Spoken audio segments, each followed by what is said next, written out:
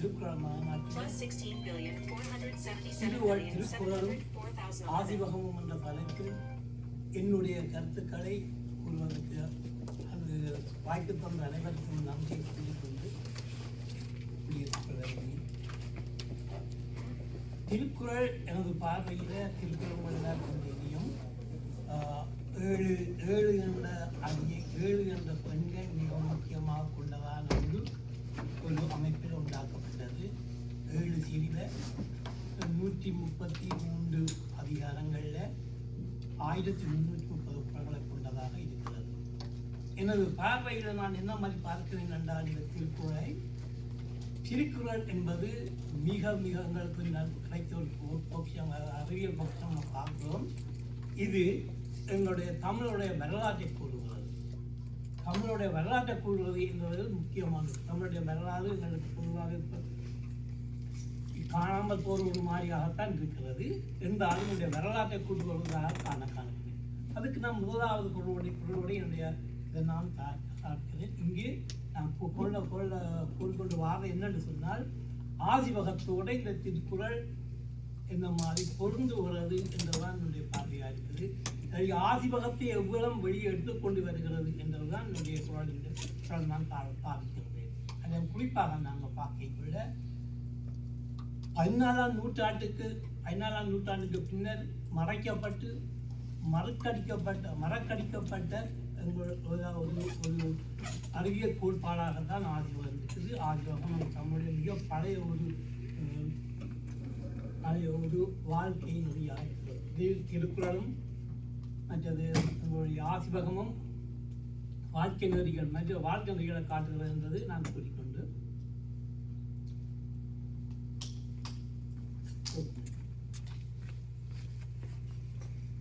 அகர முதல எழுத்தெல்லாம் ஆதிபகவன் முதற்றே உலகு.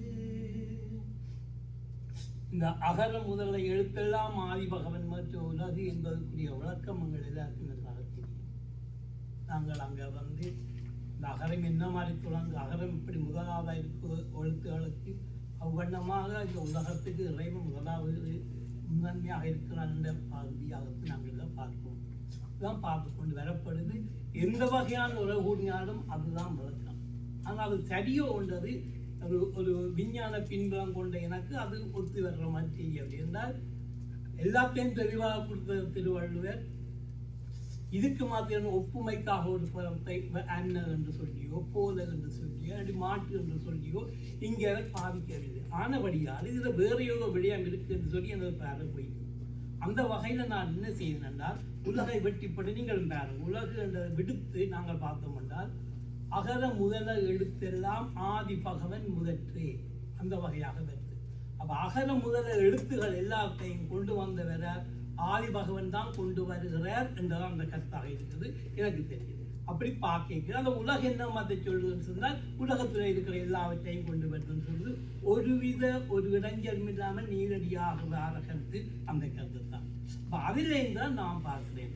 அப்படி ஒன்று பார்க்கக்குள்ள அந்த ஆதிபகவன் என்றவனை முதல் எழுத்துக்கின்றது என்ன என்று ஒரு பார்க்கக்குள்ள எங்கள் எல்லாருக்குமே தெரியும்.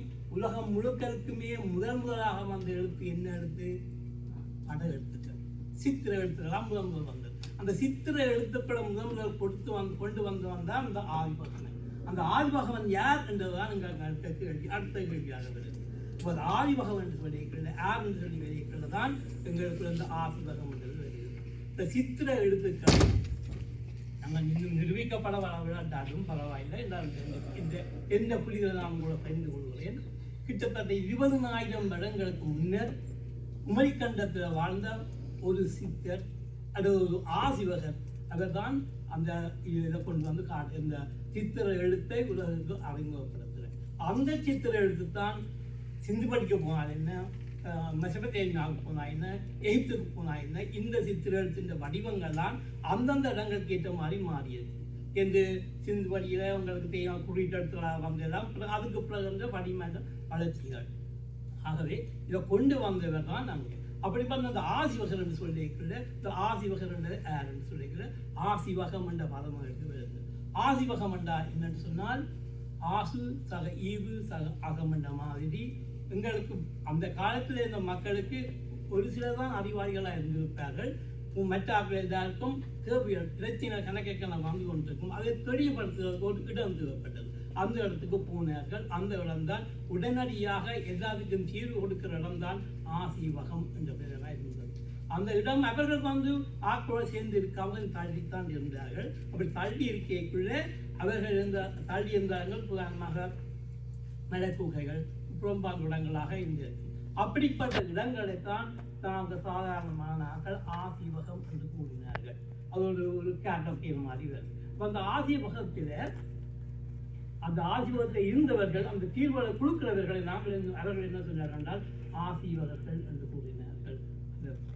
இப்போ அவரோட அந்த ஆசீவகர்கள் கூறின தீர்வுகள் பொதுமையாக என்ன கூறப்பட்டது சொன்னால் ஆசீவகம் என்று கூறப்பட்டது. இப்படியாகத்தான் நாங்கள் ஆசீவகத்துக்குரிய விளக்கத்தையும் ஆசீவகத்துக்குரிய கொடுக்கிறோம். இந்த முதலாவதாக வந்து சித்திர எழுத்துக்களை கொடுத்த ஆசீவகரை சிவன் என்று கூறுவார்கள், ஐயன் என்று கூறுவார்கள், அவரின் சித்தன் தான் கூறுவார்கள். அப்ப அதுக்குரிய விளக்கங்கள் எல்லாம் கூட வடிவாக இருக்கிறது. இந்த ஆசிவர்கள் உலக அந்த நாளில் கூடிய எல்லா தெருவுகளையும் குறித்தவர்களாக காணப்பட்டார், குறித்து கொண்டு வந்தார்கள். அவர் குறித்தார். அவர் பற்றிய விஞ்ஞானிகளாக இருந்தார்கள். விண்ணை அளந்து கொண்டார்கள். விண்ணை பற்றின ஞானம்தான் விஞ்ஞானமாக மாறியது என்பது என்னுடைய கருத்து. அதை ஏற்றுக்கொண்டார்கள். திருக்குறள் வந்து என்ன மாதிரி என்று சொன்னால் நான் வரலாற்றை கூறினேன். அதே மாதிரி நம்முடைய மிகப்பெரிய விஞ்ஞான புத்தகம், விஞ்ஞான அறிவுகள் அந்த கூட இருக்குது. தொல்காப்பியத்தில் எவ்வளவு இருக்கோ அதில் கூடுதலாக இருக்குது. அதை நாங்கள் புரிந்து கொள்ள வேண்டிய நிலையில இருக்கிறோம். என்ன மாதிரி இருந்தால் பிள்ளைகள இது ஒரு தொல்பொருள் ஆய்வு மாதிரித்தான் எங்களுடைய இலக்கியங்களில் இருக்கிற சொல்லுகளை நாங்கள் ஆய்ந்து சொல்லாய்ந்து அந்த அங்கே பொண்மையாக அங்கு வந்து கொள்ள வேண்டும். அந்த வகைதான் இன்னொரு குரல் நான் உங்களுக்கு எழுதுகிறேன். மலர்மிசை இயக்கினால் மானடி சேர்ந்தார் நிலமிசை நீடு வாழ்வ. இந்த குரல் அருமையான குரல், எனக்கு மிகவும் பிடித்தது குரல். என்ன வகையில் என்று சொன்னால் நான் பார்த்தது என்ன மாதிரி என்று சொன்னால் உங்களுக்கு தெரியும். சிந்து நதியின் மீசை நிலவினே என்ற பாடலுடைய கருத்து அமைய இந்த நிலவின் ஒளி வந்து சிந்து நதியில சேர்ந்த மட்டும் சார்ந்த பாடலை உங்களுக்கு கொடுத்திருக்கேன். அந்த மாதிரி தான் இந்த மலர் மிசை என்றதை தான் நான் இங்கே நடத்திக் கொள்கிறேன். இப்ப மலர் என்று சொன்னால் எங்களுக்கு இப்ப வளமையாக இங்க கூறப்படுகிற விளக்கத்தை விடுத்து நான் மற்றொரு பாகம் பார்க்கிறேன். மலர் என்று சொன்னால் விரிவடைகிறது, விரிஞ்சு கொண்டிருக்கிறது. அப்ப மலர் என்றது விரிஞ்சது, விரிகின்றது, வியப்பூடுறது. மூன்றுக்கும் தன்மையான இருக்கிற பொருளைத்தான் மலர் என்று சொல்றாங்க. அந்த மலர் என்றது என்ன? அந்த மலர் என்று சொல்றது என்னது பாருங்க, இந்த விண், இந்த வான். அந்த வானில போய் சேர்ந்தவர்களுடைய சேர்ந்ததான் மலர் மிசை என்று சொல்லி நாங்கள் பார்க்க வேண்டி இருக்கிறது. அந்த மலர் மிசை என்ன மாதிரி? மலர் மிசை சேர்ந்தோர், மலர் சேர்ந்தவர் மானடி சேர்ந்தவர் சொல்லி அந்த மானடி சேர்ந்தவர் சொல்லிக்கிற இன்னும் அங்கால நாங்கள் ஆசிவகத்துக்குள்ள போண்டி இருக்கின்றது. ஆசிவகத்தில் என்ன மாதிரி என்றால் ஆசிவகர்களும் பெரும் எங்கள் திருக்குறள் இருக்கிற மாதிரி 7 என்ற மாதிரி ஆசிவர்களும் 7 என்ற அமைப்பில் இருக்கிறார். அந்த உயிர்களை அவர்கள் 7 வகையாக பார்க்கிறார்கள். கருப்பு, நீலம், பச்சை, சிவப்பு, வெள்ளை. கருப்பு, நீலம், பச்சை, சிவப்பு, மஞ்சள், வெள்ளை, களிமண் சொல்லுவாரு. களிமண் சொன்னால் அந்த நிறம் வந்து அவருக்கு வந்து ஒரு மனுஷன் இந்த அறிவியல் நிலையில வச்சுக்கொண்டு எல்லாத்தையும் அறிவியல் நிலையில வச்சுக்கொண்டு நாங்கள் எங்களை வளர்த்து கொண்டு போய் கடைசியாக ஒரு களிமண் நிலை களிமண் நிலை என்று சொல்லிட்டு நல்ல வாழ்ந்து கொண்டு போவீங்க. அந்த களிமண் நிலைக்கிறவங்க தெரியாத நிலைக்கு வந்துடுவாங்க. அப்படிப்பட்டவர்கள் வாங்குப்பை சேர்வார்கள் என்று சொல்லி அவர்கள் கூறினார்கள். அப்ப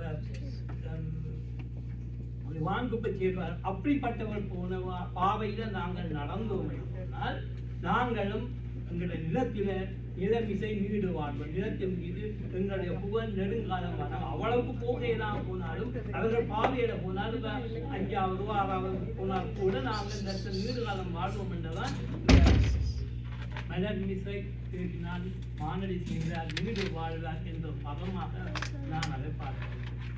அதே போல இன்னொரு விளக்கத்தை எங்களோட குரல் தான் இருக்குது. மிக அருமையான குரல். இன்றைக்கு வெள்ளாண் கூறுகிறேன்.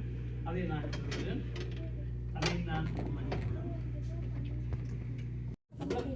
பிறப்பொக்கும் எல்லா உயிர்க்கும், பிறப்பு ஒக்கும் எல்லா உயிர்க்கும் என்பதுதான் எங்களுக்கு மிகவும் அந்த முக்கியமான பலம் இருக்கிறது. பிறப்பு ஒக்கும் எல்லா உயிர்க்கும் என்றுதான் வள்ளுவர் கூறியிருக்கிறாரை ஒளி. பிறப்பு ஒக்கும் மனிதன் எல்லா உயிர்க்கும் தான் அவர்கள் கூறியிருக்கார். பிறப்பு எல்லா உயிர்க்கும் என்று சொல்றீங்க. என்ன மாதிரி மரத்துக்கும் மரமா இருக்கலாம், புழுவா இருக்கலாம், மீனா இருக்கலாம், மாடா இருக்கலாம், நன்னானா இருக்கலாம், எல்லாருக்கும் பிறப்பு ஒக்கும் என்று சொல்றால் அது எப்படி என்ற கேள்வி இருக்கிற. அங்கேதான் உங்களுக்கு திரும்பி ஆசிபர் தத்துவம் இருந்தவர்களுக்குள்ள. அங்கே ஆசிபர் தத்துவம் என்ன மாதிரி இருந்தது? ஆசிபர்கள் என்று சொன்ன மாதிரி கூறுகிறார்கள் என்று சொன்னால் அவருடைய அணுக்கோள்கள் அவருடைய பிரதானமான அவையுடைய முழு கொள்கைக்கும் மையம் அணுக்கோள்கள் தான். அந்த அணுக்கோள்கையை வச்சுக்கொண்டுதான் இவர் எல்லாத்தையுமே பார்க்கிறார்கள். அந்த அணுக்கோள்கையின்படி 5 அணுக்கள் உங்களுக்கு நீர், நிலம், தீ, காற்று, வெளி. இந்த வெளி என்றதை அவர்கள் பெற்றுக்கொண்டிருக்கிறார்கள். சிலர் தவிர்த்து பார்க்கிறார்கள். அது ஒரு விஷயம். இந்த 5 அணுக்களும் சேர்ந்துதான் பொருட்கள் எல்லாமே உண்டாகும். அவை சேர்கிற விதங்களை பொறுத்து சில இடங்களில் அவை சேர்கிற தன்மைக்கு இந்த மாதிரி அந்த பொருள்ல சில ஒரு உணர்வு ஒன்று வரும். அந்த உணர்வு தான் உயிர் என்று சொல்லி அவர்கள் கூறுகிறார்கள். அப்படி பார்க்கக்குள்ளதான் உலகத்தில் இருக்கிற எல்லா இந்த உலகம் பிரபஞ்சத்திலையும் பிறமை வங்கி என்றாலும் சரி, எந்த இடத்துல ஒரு உயிர் ஒன்று தோன்றிச்சு சொன்னால் அந்த உயிர் இந்த பிறப்பு எல்லா பிறப்புகளும் எல்லா உயிருக்கும் இந்த 5 அணுக்களும் ஒரு குறிப்பிட்ட விதத்தில் ஒரு அளவில் சீரைக்குள்ளதான் உண்டாகும். அந்த வகையால் தான் திருவள்ளுவர் சொல்லியிருக்கிறவங்களுக்கு அந்த பிறப்பு ஒக்கும் எல்லா உயிர்க்கும் என்ற அந்த பதத்தை அவர் அங்கே கூட்டுகிறார்கள், அழுத்தி பார்க்கிறார்கள். நான் மீண்டும் சொல்றேன், அவர் மனிதன் சொல்ல இல்லை, உயிர்க்கு தான் சொல்றார். அந்த வகையில வாக்கியங்கள இந்த ஆசிவக அமைப்பு குறிப்புகள் எல்லாம் இவருக்கு தெரிஞ்சிருக்குது. ஒருவேளை இனி இன்னொரு விடயம் என்று சொன்னால் வள்ளுவர்கள் என்று சொல்லுவார்கள், கணியர்கள் என்று சொல்லுவார்கள், ஆசிரியர்கள். அந்த வகை பிழைகள் அடங்குறபடியால் வள்ளுவர் கூட ஒரு ஆசிரியராக இருந்திருக்கலாமோ என்ற எனது பார்வை இருக்குது. மிக குறுகிய நேரத்துக்குள்ள பெரிய விஷயத்தை கவனிக்க வேண்டி வந்துவிட்டது. முடித்துக்கொள்ளும் எத்தனை நான் எனது நிறைவு செய்கிறேன். இந்த அரிய சந்தர்ப்பத்தை தந்த உங்கள் அனைவருக்கும், இதை கேட்டு கொண்ட உங்கள் அனைவருக்கும்